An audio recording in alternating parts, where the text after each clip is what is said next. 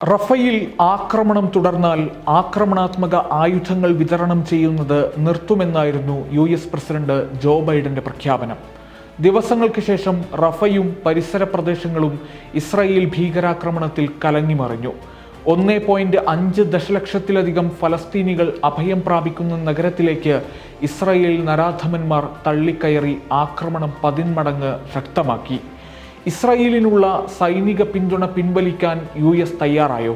പറഞ്ഞ വാക്കുപാലിക്കാൻ ബൈഡന് സാധിച്ചോ? ഇല്ല എന്നതാണ് യാഥാർത്ഥ്യം. പറഞ്ഞ വാക്കുപാലിക്കാൻ ഒരിക്കലും സാധിക്കില്ലെന്ന് പലകുറി അദ്ദേഹം സ്വയം തെളിയിച്ചു. റഫേലിലെ ഇസ്രായേൽ അധിനിവേശത്തെ അപലപിച്ച ഇതേ ജോ ബൈഡൻ തന്നെ ഇസ്രായേലിന്റെ നിഷ്ഠൂരമായ വംശഹത്യയ്ക്ക് പ്രത്യക്ഷ പിന്തുണ നൽകുന്നു. റഫ ആക്രമണം കൊടുമ്പിരി കൊണ്ട ഈ സന്ദർഭത്തിൽ ടാങ്ക് ഷെല്ലുകൾ ഉൾപ്പെടെ ഇസ്രായേലിലേക്ക് $1 ബില്യൺ ആയുധ കൈമാറ്റം നടത്താൻ ബൈഡൻ പദ്ധതിയിടുന്നുണ്ടെന്നാണ് യുഎസ് മാധ്യമങ്ങൾ ചൊവ്വാഴ്ച റിപ്പോർട്ട് ചെയ്തത്. ഇസ്രായേലിന്റെ വംശഹത്യ അവസാനിപ്പിക്കാൻ ബൈഡൻ സമ്മർദ്ദം ചെലുത്തുന്നതും പിന്നീട് കൂടുതൽ ആയുധങ്ങൾ വാഗ്ദാനം ചെയ്ത് ഇസ്രായേലിനെ പിന്തുണയ്ക്കുന്നതും തമ്മിലുള്ള പ്രത്യക്ഷമായ വൈരുദ്ധ്യ നിലപാടുകൾക്കെതിരെ അമേരിക്കൻ ജനത രൂക്ഷ വിമർശനങ്ങളുമായി രംഗത്തു വരികയാണ്. ഇസ്രായേലിനെ സമ്മർദ്ദത്തിലാക്കി ഫലസ്തീനിലെ അതിക്രമങ്ങൾ അവസാനിപ്പിക്കാൻ ബൈഡൻ അദ്ദേഹത്തിൻ്റെ സ്വാധീനം ഉപയോഗിക്കുമെന്ന് രാഷ്ട്രീയ നിരീക്ഷകരടക്കം അദ്ദേഹം നടത്തിയ പ്രഖ്യാപനത്തിൻ്റെ അടിസ്ഥാനത്തിൽ വിലയിരുത്തി. അന്ന് ബൈഡന്റെ സ്വരം ഉറച്ചതായിരുന്നു. പക്ഷേ വാക്കുപാലിക്കാനുള്ള ആർജവം അദ്ദേഹത്തിനുണ്ടായില്ല. ഇസ്രായേലിന്റെ അതിക്രൂരമായ വംശഹത്യയ്ക്ക് പരസ്യ പിന്തുണ നൽകുന്ന യുഎസ് നിലപാടിനെതിരെയും ഇസ്രായേലിന് കൈത്താങ്ങാകുന്ന വിരോധാഭാസത്തിനെതിരെയും ജനങ്ങൾ ചോദ്യമുയർത്തുകയാണ്.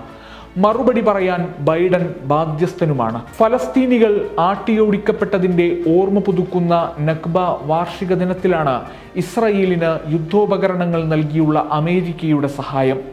ഗസയിൽ റഫേലടക്കം എല്ലായിടത്തും ഹമാസിന്റെ പരാജയം ഉറപ്പാക്കാൻ ഇസ്രായേലുമായി ഏറ്റവും മികച്ച സഹകരണം തുടരുമെന്ന് വൈറ്റ് ഹൗസ് ദേശീയ സുരക്ഷാ ഉപദേഷ്ടാവ് ജേക്ക് സുള്ളിവൻ വ്യക്തമാക്കി. സാധാരണക്കാരായ ഫലസ്തീനികളെയും അവരുടെ കുഞ്ഞുങ്ങളെയും സ്ത്രീകളെയുമാണ് സയണിസ്റ്റ് ഭീകരർ കൊന്നൊടുക്കുന്നതെന്ന് ബോധ്യമുണ്ടായിട്ടും യുഎസ് ഇസ്രായേലിനുള്ള സഹായം തുടരുകയും കണ്ണടച്ച് ഇരുട്ടാക്കാൻ ശ്രമിക്കുകയുമാണ്. $70 കോടി ടാങ്ക് വെടിക്കോപ്പ്, 50 കോടിയുടെ കവചിത വാഹനങ്ങൾ, 6 കോടിയുടെ മോർട്ടാറുകൾ എന്നിവയാണ് പുതിയ ഇടപാടിൽ ഇസ്രായേലിന് യുഎസ് കൈമാറുകയെന്ന് അമേരിക്കൻ മാധ്യമങ്ങളിൽ വന്ന റിപ്പോർട്ടുകൾ സൂചിപ്പിക്കുന്നു.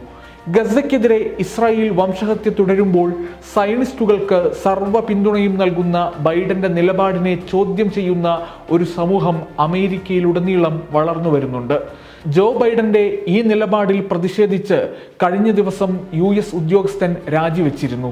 യുഎസ് ഇന്റീരിയർ ഡിപ്പാർട്ട്മെന്റിലെ ചീഫ് ഓഫ് സ്റ്റാഫിന്റെ സ്പെഷ്യൽ അസിസ്റ്റന്റായ ലില്ലി ഗ്രീൻബർഗ് കോളാണ് ഇത്തരത്തിൽ രാജിവെച്ചത്. തനിക്ക് മനസാക്ഷിയുണ്ടെന്നും യുഎസ് ഭരണകൂടത്തെ പ്രതിനിധീകരിക്കുന്നത് തുടരാൻ ഇനി സാധ്യമല്ലെന്നും വ്യക്തമാക്കിയാണ് ഗ്രീൻബർഗ് കോൾ ആർജവത്തോടെ രാജി സമർപ്പിച്ചത്. ബൈഡൻ ജൂതന്മാരെ അമേരിക്കൻ യുദ്ധയന്ത്രത്തിന്റെ മുഖമാക്കുകയാണ്. അത് വളരെ ആഴത്തിലുള്ള തെറ്റാണെന്നും വാർത്താ ഏജൻസിക്ക് നൽകിയ അഭിമുഖത്തിൽ ജൂതനായ ഗ്രീൻബർഗ് കോൾ പറയുന്നുണ്ട്.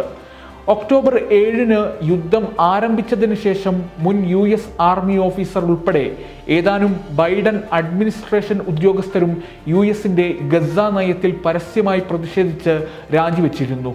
ബൈഡന്റെ ഇസ്രായേലിനുള്ള അസന്ദിഗ്ധമായ പിന്തുണയെക്കുറിച്ച് രാജ്യത്ത് വ്യാപകമായ രോഷം നിലനിൽക്കുന്നതിനിടയിലാണ് ലില്ലി ഗ്രീൻബർഗ് കോളിന്റെ രാജി.